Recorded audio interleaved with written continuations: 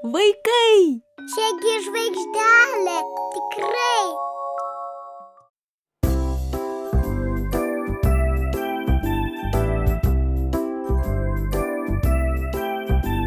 Jei nori, kad svajonė išsipildytų, reikia ją turėti.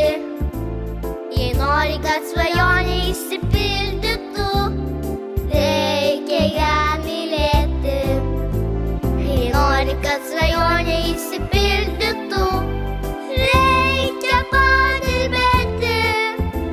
Jei nori, kad svajonė išsipildytų, reikia ją tikėti.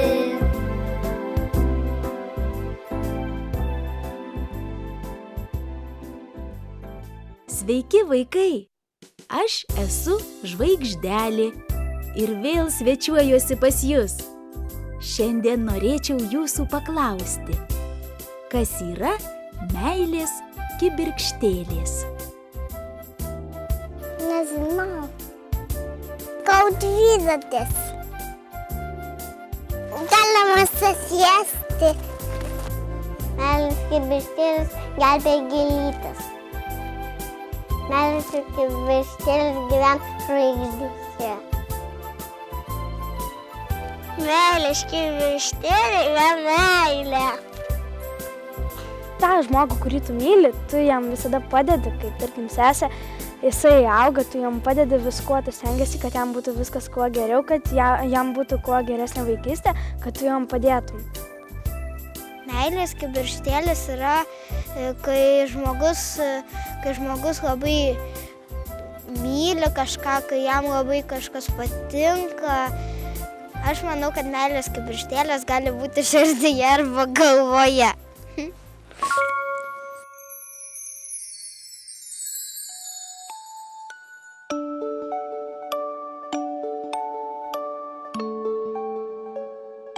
Kasgi yra meilės kibirkštėlės ir iš kur jos atkeliauja į žemę, sužinosite pasiklausę tikros istorijos.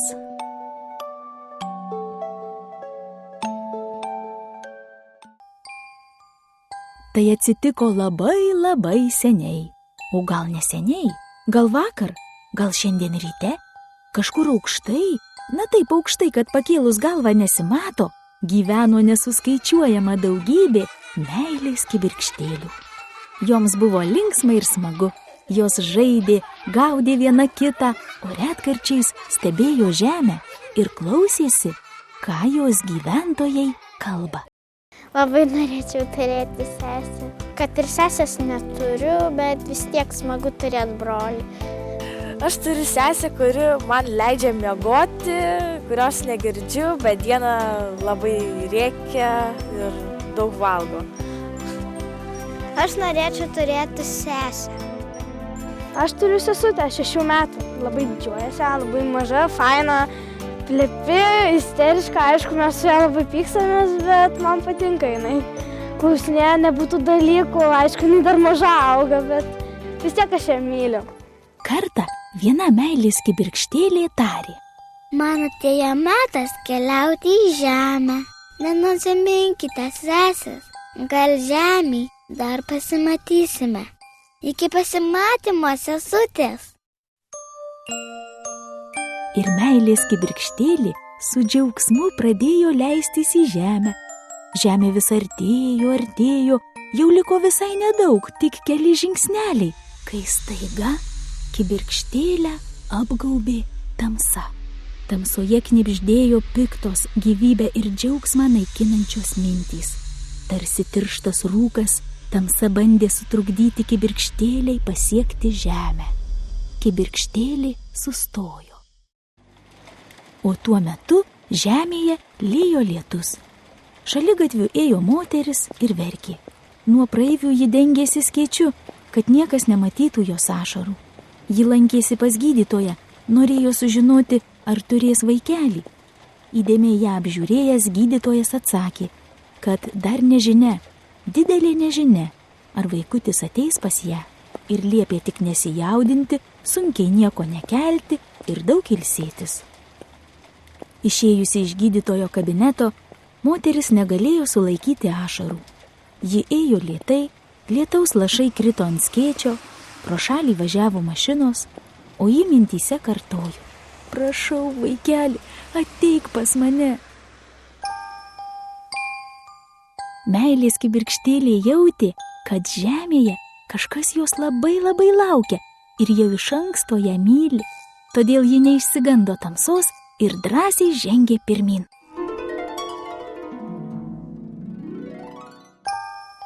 Meilės kibirkštėlė spinduliavo šviesa, todėl ten, kur ji praėjo, tamsoje liko šviesos takelis. Meilės kibirkštėlė nusileido ant moters dešiniojo peties.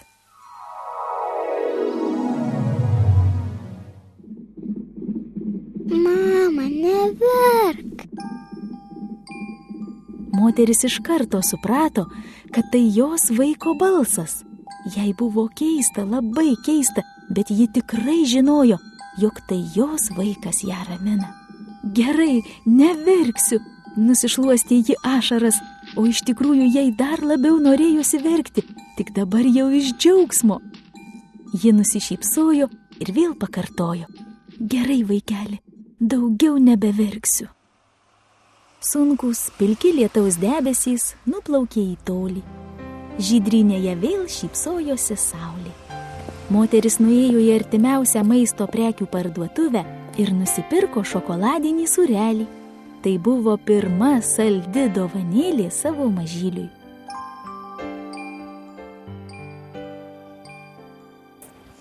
Meilė tai toks dalykas, kai žmogus su žmogumi labai stipriai susidraugauja, susitokia ir labai myli vienas kitą ir tada gimsta kūdikis. Aš manau, kad meilės kibirkštėlės gyvena širdyje.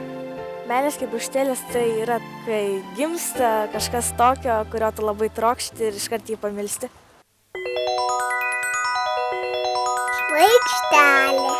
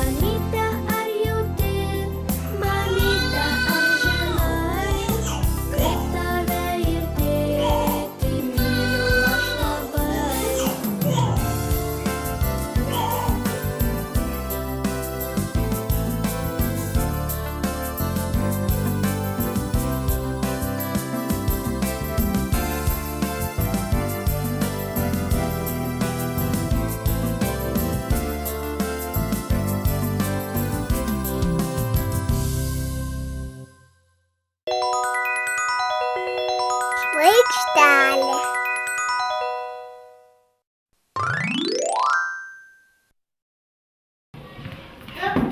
Ar galima pas jus į svečius? Žinoma, galima.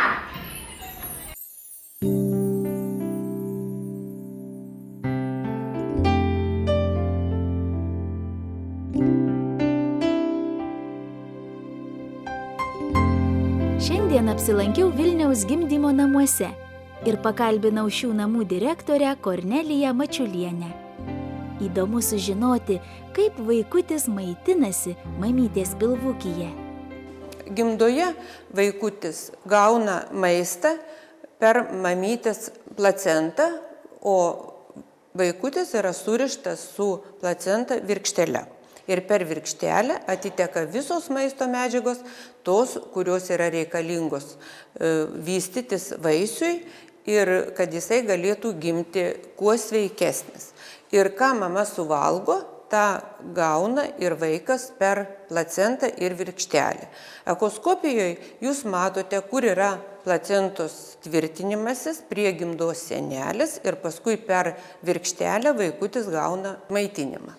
Echoskopas tai toks specialus televizorius, kuris rodo dar negimusio mažylio širdelę, rankytes, kojytes. Matosi, kaip jis spardosi. Tik gimusi, naujagimį uždėjus ant širdelės, jisai pirma gimęs užrėkia gerai ir parodo savo riksmą, o paskui pridėjus mamytei ant pilvuko, jisai girdi mamytę širdelę ir jisai nurimsta. Kaip jūs jaučiatės?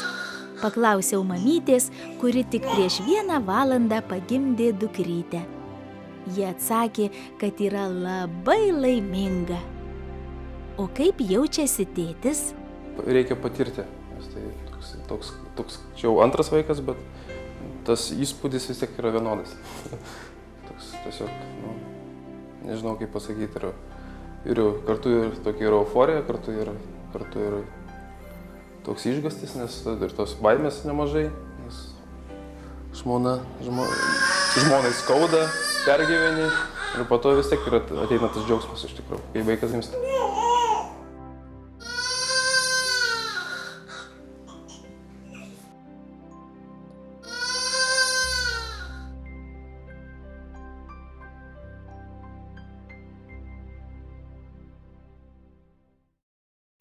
Aš turiu mergytę, jai 1,7 ir vat laukiuos jau antro. O kas yra meilės kibirkštėlės? Jau kai jauti, kad vaikas jau pas tave, jau tu nešioji tą vaiką, tu tą meilę ir visą atiduodi, tu žinai, kad čia tavo yra. Ir tu myli nuo pats mažens.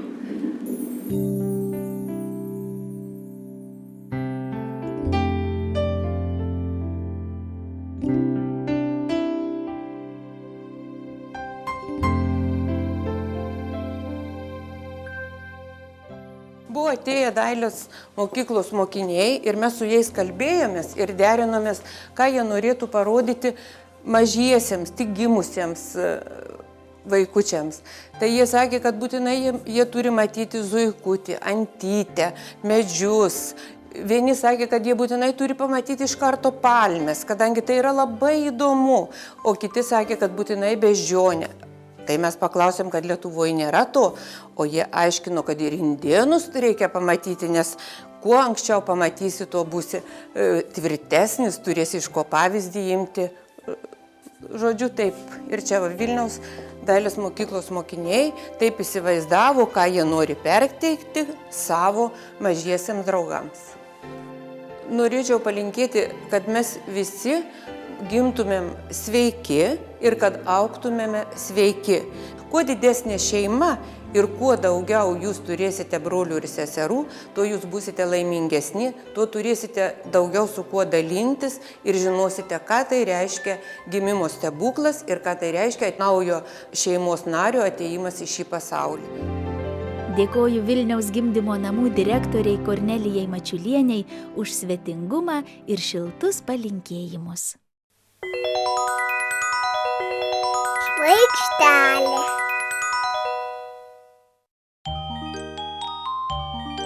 O dabar pasaka.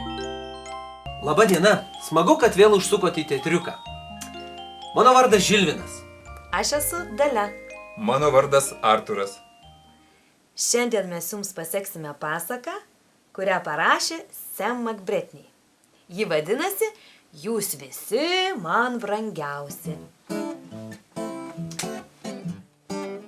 Kartą miške gyveno lokių šeimyna.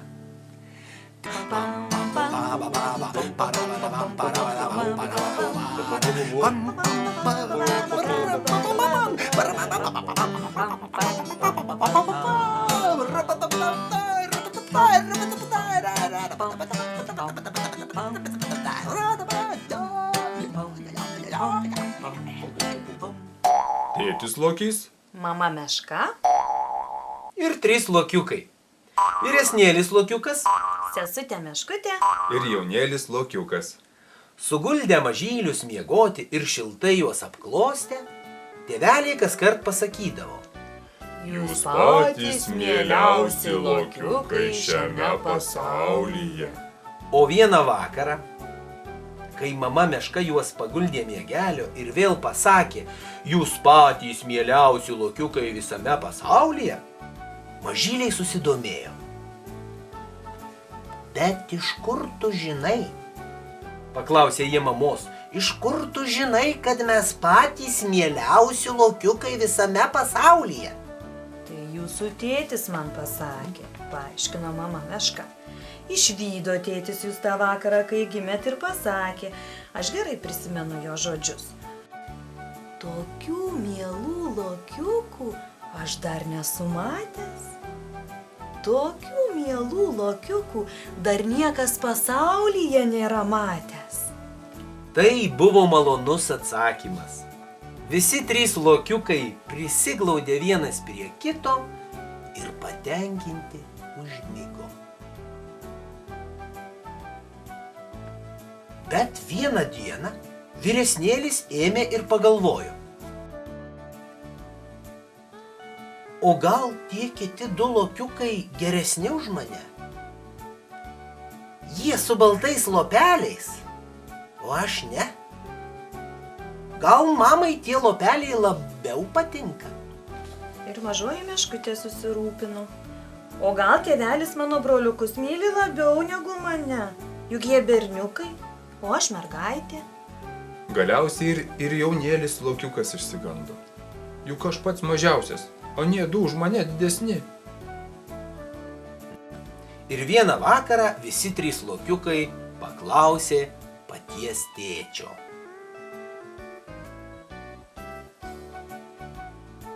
Bet kurį iš mūsų tu myli labiausiai?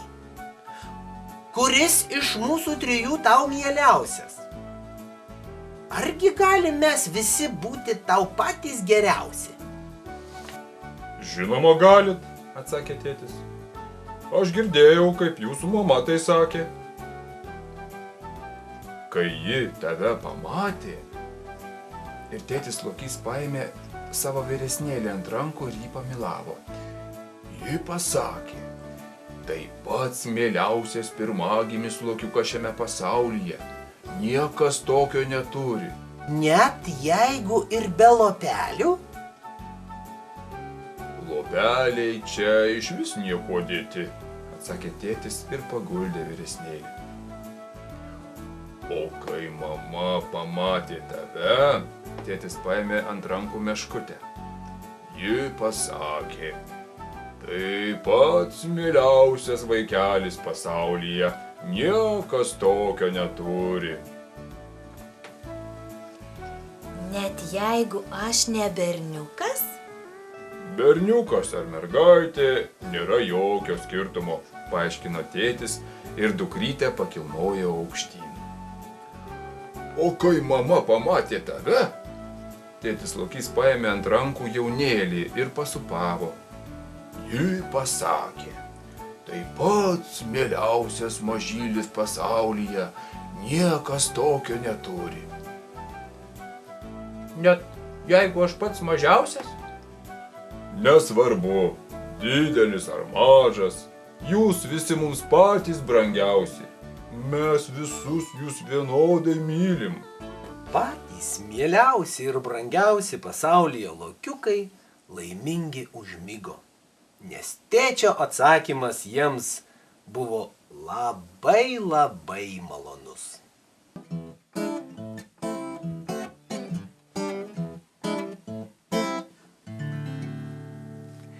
Trys meškiukai klausinėjo mamos, trys meškiukai ieškojo tiesos.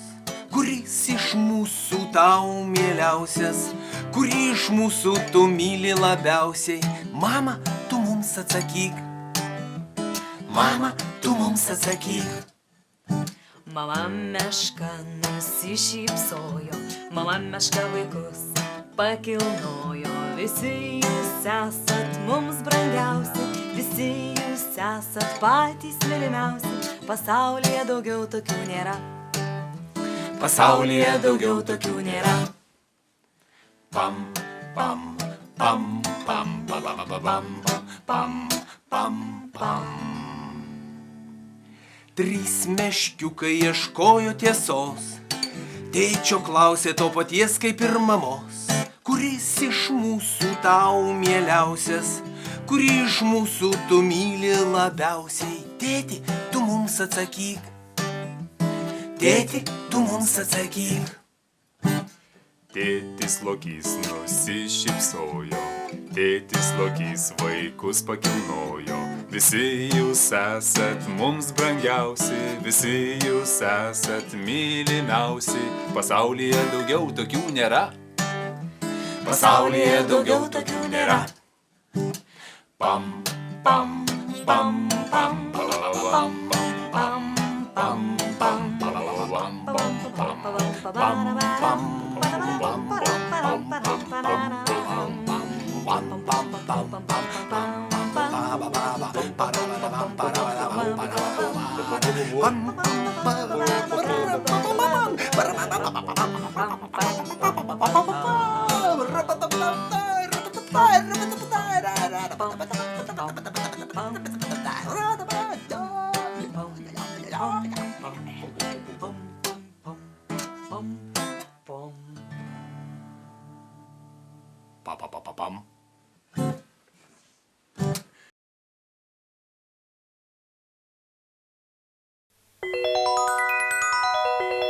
Žvaigždelė.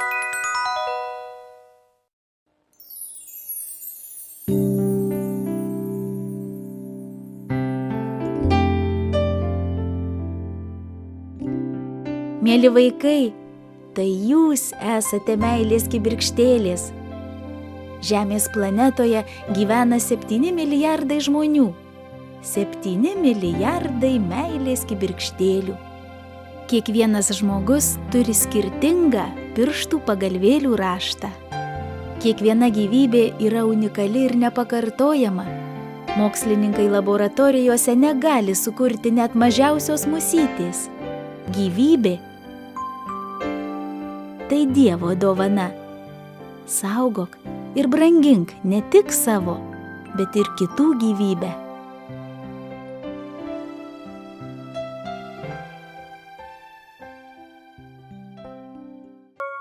Mėly vaikai, jūsų laukia namų užduotis. Labai gražiai nupieškite savo šeimą. Nepamirškite ir senelių. Laiškus siųskite adresu: televizijos laidai Žvaigždelė, pašto dėžutė 3535, pašto kodas 01013 Vilnius. Iki kito susitikimo, didelės ir mažos meilės kibirkštėlės. Sudie.